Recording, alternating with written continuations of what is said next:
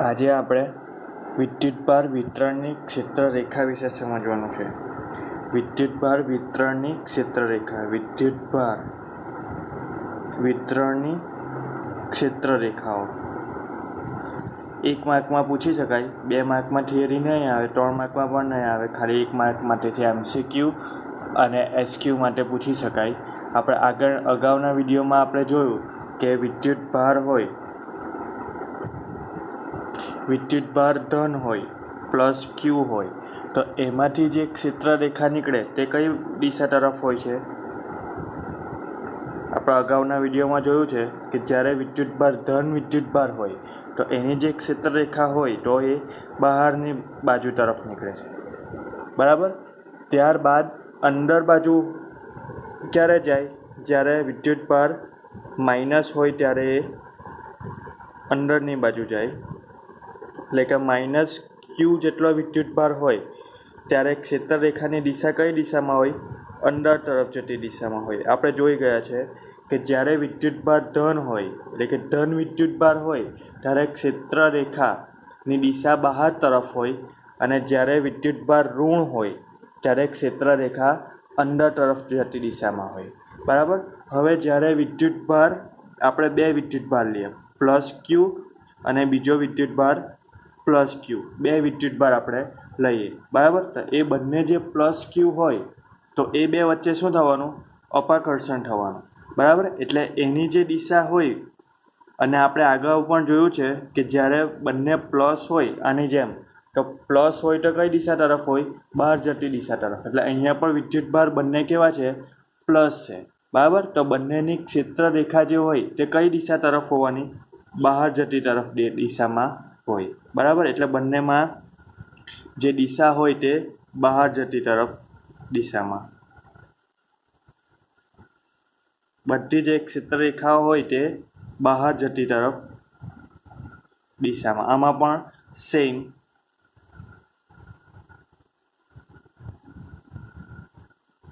એની દિશા બહાર જતી તરફ દિશામાં, બરાબર. હવે જે અગાઉ અહીંયા વિદ્યુતભાર આપણે મૂકેલો છે, બરાબર. તો એ 2 વચ્ચે પાછું અહીંયાથી જે આગળથી બહાર નીકળે, કારણ કે બંને પ્લસ છે, આ પ્લસ છે અને આ બંને વિદ્યુતભાર કેવા છે? પ્લસ છે. તો એ બંને પર કઈ દિશા તરફ નીકળશે?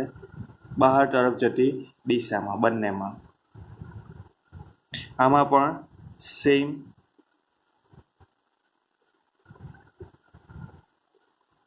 બરાબર. આ પ્લસ Q વિદ્યુતભાર અને આ પણ પ્લસ Q વિદ્યુતભાર.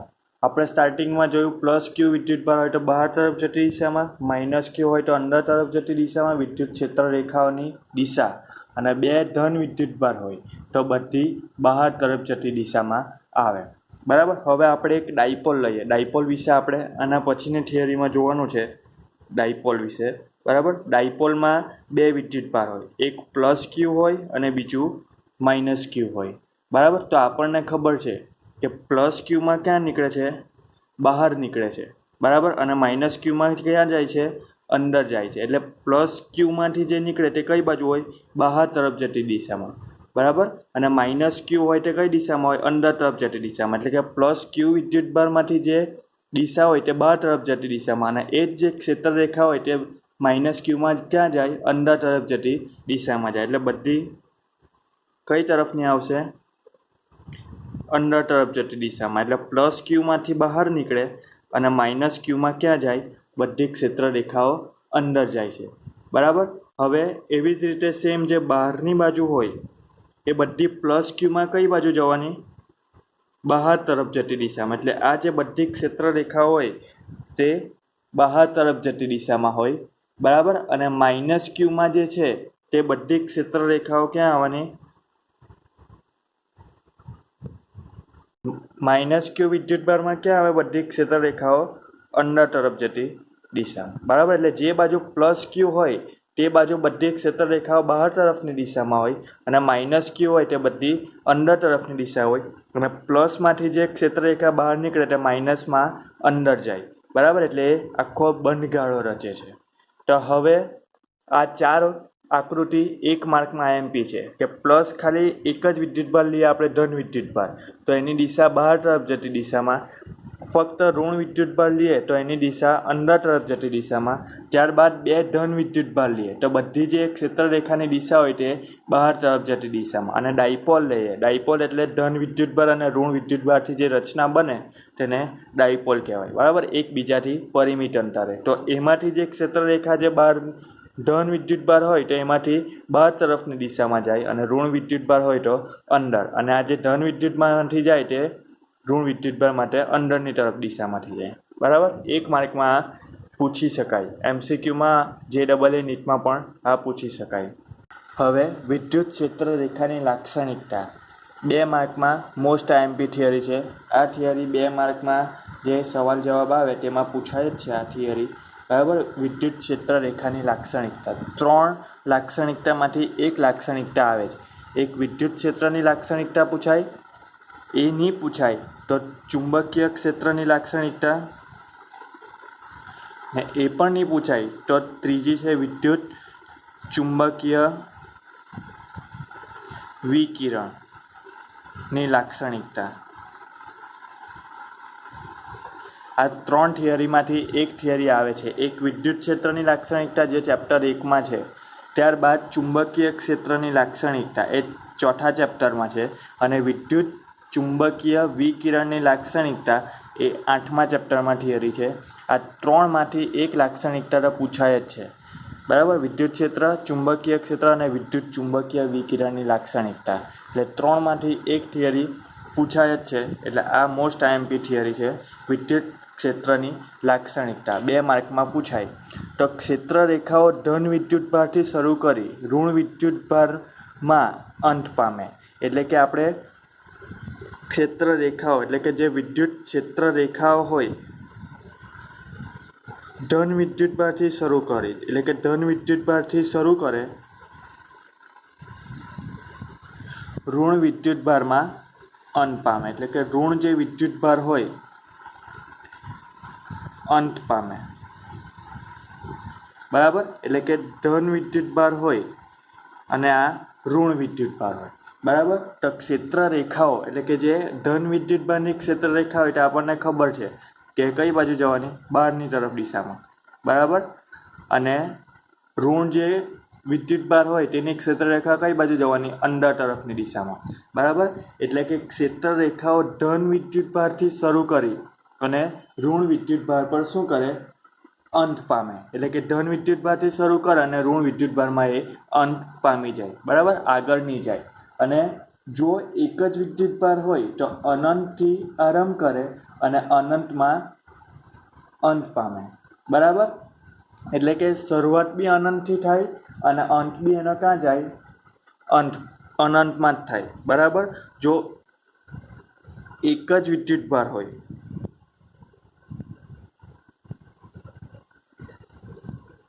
તો અનંતથી આરંભ કરે અને અંત પણ ક્યાં થાય, અનંતમાં જ થાય, અંત પણ અનંતમાં થાય,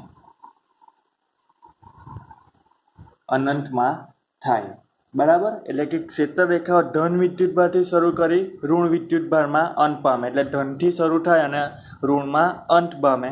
અને એક જ વિદ્યુતભાર હોય એટલે કે આ જે વિદ્યુતભાર છે તેમાં એક જ વિદ્યુતભાર હોય તો એ અનંતથી શરૂ કરે અને અનંતમાં જ અંત પામે, બરાબર. પણ એ જે અનંત જે એક જ વિદ્યુતભાર હોય, બરાબર, તે બંધગાળો રચતી નથી. બંધગાળો એટલે જે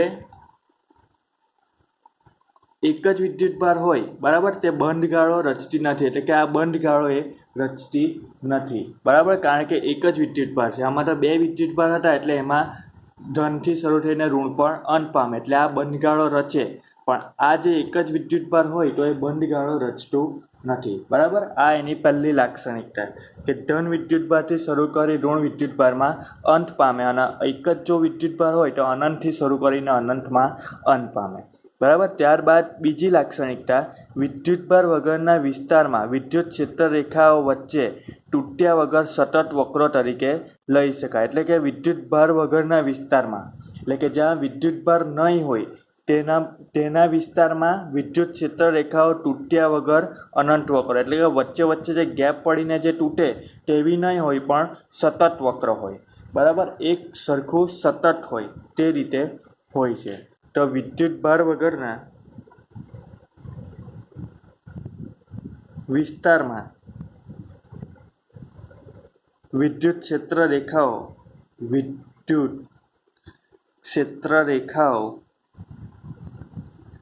વચ્ચે તૂટ્યા વગરના સતત વક્રો તરીકે લઈ શકાય.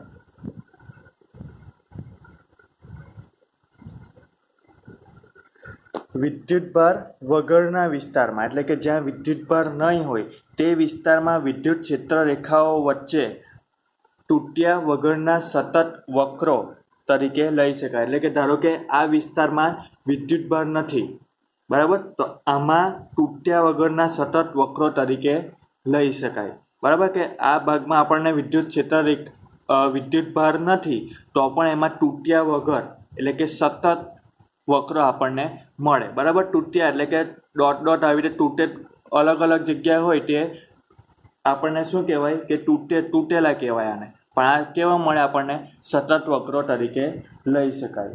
બરાબર, ત્યારબાદ ત્રીજી ક્ષેત્રરેખા, આ બેમાં ખબર પડી, પહેલામાં ધન વિદ્યુતભારથી શરૂ કરે અને ઋણમાં અંત પામે. ત્યારબાદ વિદ્યુતભાર વગરના જે ક્ષેત્રો હોય તો તેમાં સતત વક્રો લઈ શકાય. બરાબર, ત્યારબાદ ત્રીજી કે બે ક્ષેત્રરેખાઓ કદી એકબીજીને છેદતી નથી.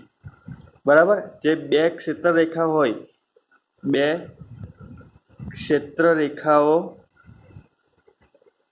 કદી એકબીજીને છેદતી નથી. બરાબર, એટલે કે બે ક્ષેત્રરેખા હોય, ધારો કે આ એક જ છે, બરાબર, આપણે એક વિદ્યુતભાર લઈએ, એમાંથી પસાર થાય, બરાબર, તો આમાંથી જે ક્ષેત્રરેખા આવે તે ને આ, જો એ બે ક્ષેત્રરેખા છે તે કદી એકબીજીને છેદતી નથી, એટલે કે કોઈ બી એક બિંદુમાંથી પસાર નહીં થાય. બરાબર, બંને એકબીજાને છેદે નહીં, એટલે બંને એકબીજાના સંપર્કમાં નહીં આવે. જો સંપર્કમાં આવે તો એની શું આવે, છેદન બિંદુ આવે. બરાબર, જે બિંદુ એ ભેગા થાય તેને શું કહેવાય, છેદન બિંદુ આવે અને એની દિશા મેળવી શકાય. બરાબર, સ્પર્શકોની દિશામાં મેળવી શકાય, પણ એ શક્ય નથી. આપણને આગળ આવી ગયેલું કે આપણને ત્રિજ્યા હોય, વર્તુળ હોય, બરાબર, તો એની જે દિશા હોય તે કેવી હોય, એના સ્પર્શકની દિશામાં આવે. આ આપણને આવી ગયું છે આગળ, બરાબર, એના સ્પર્શકની દિશામાં, એટલે કે જે બિંદુ એને છેદે તો તેને શું કહેવાય, છેદન બિંદુ કહેવાય. એટલે કે બે ક્ષેત્રરેખાઓ, એટલે જેટલી પણ ક્ષેત્રરેખા હોય તે કદી એકબીજીને છેદતી નથી. બરાબર, અને જો છેદે તો એનું શું આવે, છેદન બિંદુ આવે, અને એના છેદન બિંદુને લીધે એની સ્પર્શકની દિશામાં હોય, એટલે કે એ શક્ય નથી.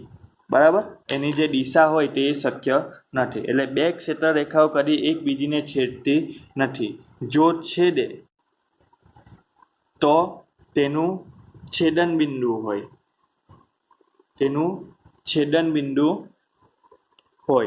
અને છેદન બિંદુ હોય તો તે તેના સ્પર્શકની દિશામાં હોય, સ્પર્શકની દિશામાં હોય, જે શક્ય નથી. બરાબર, આ આપણી ત્રીજી ક્ષેત્રરેખા કે બે ક્ષેત્રરેખાઓ કદી એકબીજાને છેદતી નથી. જો છેદે તો એનું છેદન બિંદુ થાય અને એક સ્પર્શકની દિશામાં જાય, જે શક્ય નથી. બરાબર, ત્યારબાદ ચોથી કે સ્થિત વિદ્યુત ક્ષેત્રરેખાઓ કોઈ બંધગાળો રચતી નથી. જે સ્થિત વિદ્યુત ક્ષેત્રરેખાઓ એટલે કે સ્થિર વિદ્યુત ક્ષેત્રરેખાઓ કદી બંધગાળો રચતી નથી. એટલે કે જે સ્થિર વિદ્યુત ક્ષેત્રરેખાઓ હોય તે કદી બંધગાળો રચતી નથી. બરાબર, ત્યારબાદ પાંચમી કે આપેલ ક્ષેત્રરેખા પરના કોઈ પણ બિંદુ પાસે ક્ષેત્રરેખાને દોરેલા સ્પર્શક તે બિંદુ આગળ ક્ષેત્રની દિશા સૂચવે છે. એટલે જે બિંદુ આગળ આપણે સ્પર્શક દોરીએ તે બિંદુએ તેની દિશા સૂચવે છે. બરાબર. એટલે આપેલ ક્ષેત્રરેખા પરના કોઈપણ બિંદુ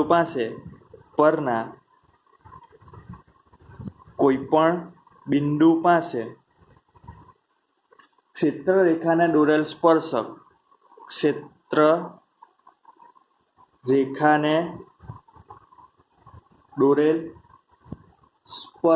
તે બિંદુ આગળની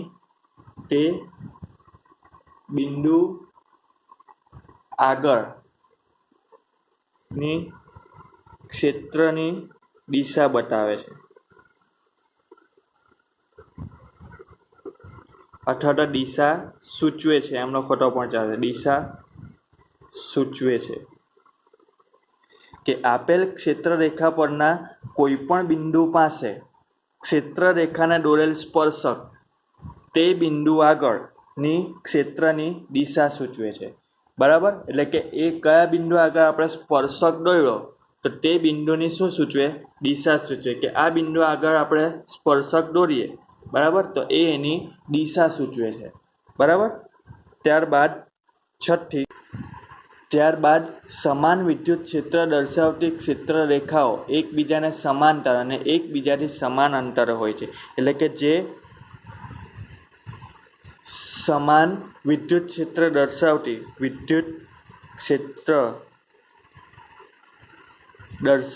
ક્ષેત્રરેખાઓ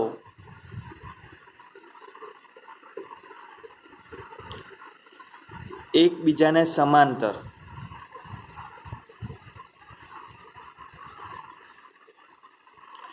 અને એકબીજાથી સમાન અંતરે હોય છે. બરાબર. એટલે કે સમાન વિદ્યુત ક્ષેત્ર દર્શાવતી ક્ષેત્રરેખાઓ એટલે કે બધી જે વિદ્યુત ક્ષેત્રરેખાઓ હોય તે સમાન હોય. બરાબર. એ ક્ષેત્રરેખાઓ એકબીજાને સમાંતર અને સમાન અંતરે હોય છે. એટલે એકબીજાને સમાંતર એટલે શું આવે? બંને સામસામે. બરાબર. અને એ બે વચ્ચેનું અંતર પણ કેવું હોય? સમાન હોય. એટલે કે એક જ આ બે ક્ષેત્રરેખા છે તો એ બે એકબીજાને સમાંતર કહેવાય અને એ બે વચ્ચેનું અંતર પણ બધી જગ્યાએ કેવું હોય? સમાન હોય.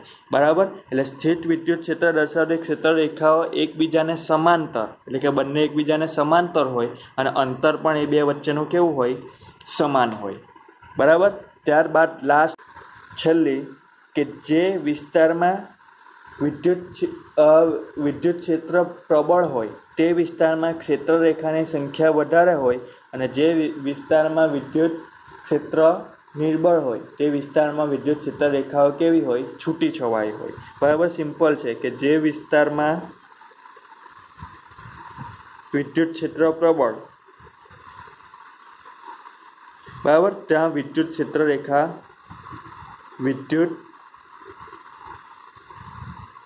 ક્ષેત્રરેખા ગીચોગીચ એટલે કે વધારે હોય, ગીચોગીચ હોય અથવા તો વધારે હોય. બરાબર. અને જ્યાં વિદ્યુત ક્ષેત્ર નિર્બળ હોય, પ્રબળની જગ્યાએ શું હોય? નિર્બળ હોય, ત્યાં વિદ્યુત ક્ષેત્રરેખા શું હોય? છૂટી છવાઈ હોય અથવા તો શું હોય? ઓછી હોય. એટલે કે જે વિસ્તારમાં વિદ્યુત ક્ષેત્ર પ્રબળ હોય, બરાબર, ત્યાં વિદ્યુત ક્ષેત્રરેખાની સંખ્યા વધારે હોય અથવા તો શું હોય? ગીચોગીચ હોય. અને જ્યાં વિદ્યુત ક્ષેત્ર નિર્બળ હોય ત્યાં વિદ્યુત ક્ષેત્રરેખાની સંખ્યા કેવી હોય? ઓછી હોય અથવા તો છૂટી છવાઈ હોય. બરાબર. અને આ ક્ષેત્રરેખાની ગીચતા તે વિસ્તારની તીવ્રતાનો પણ ખ્યાલ આપે. એટલે વિદ્યુત ક્ષેત્રની જે તીવ્રતા છે તેનો પણ ખ્યાલ આપે. એટલે જે એની ગીચતા છે આ બેની, બરાબર, તેની તીવ્રતાનો ખ્યાલ આપે. વિદ્યુત ક્ષેત્રરેખાની જે તીવ્રતા છે તેનો એ ખ્યાલ આપે છે. બરાબર. આટલી છે વિદ્યુત ક્ષેત્રરેખાની લાક્ષણિકતા. તો પહેલી, ક્ષેત્રઓ ધન વિદ્યુતભારથી શરૂ કરીને ઋણ વિદ્યુતભારમાં અંત પામે. બરાબર. ત્યારબાદ વિદ્યુતભાર વગરના ક્ષેત્રરેખાઓ વચ્ચે તૂટ્યા વગર સતત વક્ર એટલે જ્યાં વિદ્યુતભાર ન હોય તો પણ એ સતત વક્રો આપણે લઈ શકાય. પછી બે ક્ષેત્રરેખાઓ કદી એકબીજીને છેદતી નથી, બરાબર, એટલે કે એનું છેદન બિંદુ ન હોય અને એ સ્પર્શકની દિશામાં હોય. ત્યારબાદ શીટ વિદ્યુત ક્ષેત્રો કદી બંધગાળો રચતી નથી, એ બંધગાળો નહીં રચે. ત્યારબાદ આપેલ ક્ષેત્રરેખા પરના કોઈપણ બિંદુ પાસે ક્ષેત્રરેખાને દોરેલ સ્પર્શક તે બિંદુ આગળની દિશા સૂચવે, એટલે જે બિંદુ આગળ આપણે સ્પર્શક દોરીએ તે એની દિશા સૂચવે, બરાબર. ત્યારબાદ સમાન વિદ્યુત ક્ષેત્ર દર્શાવતી ક્ષેત્રરેખાઓ એકબીજાને સમાંતર અને સમાન અંતરે હોય છે, એટલે કે બંને ક્ષેત્રરેખા એકબીજાને સમાંતર એટલે કે સામસામે અને બે વચ્ચેનું અંતર કેવું હોય છે, સમાન હોય છે. અને છેલ્લું કે જે વિસ્તારમાં વિદ્યુત ક્ષેત્ર પ્રબળ હોય તેમાં વિદ્યુત ક્ષેત્રરેખા કેવી હોય, ગીચોગીચ હોય અથવા તો વધારે હોય, અને જ્યાં નિર્બળ હોય ત્યાં ક્ષેત્રરેખા છૂટી છવાઈ હોય અથવા તો ઓછી હોય. 2 માર્કની થિયરી છે, મોસ્ટ આઈએમપી છે. જો 2 માર્કમાં પૂછાય તો તમારે 4 થી 5 મુદ્દાના કોઈ પણ લખવાના. ટોટલ 7 થી 8 મુદ્દા છે, તો એમાંથી તમારે 4 થી 5 મુદ્દા તમારે લખવા પડે, બરાબર. 2 માર્કમાં મોસ્ટ આઈએમપી છે.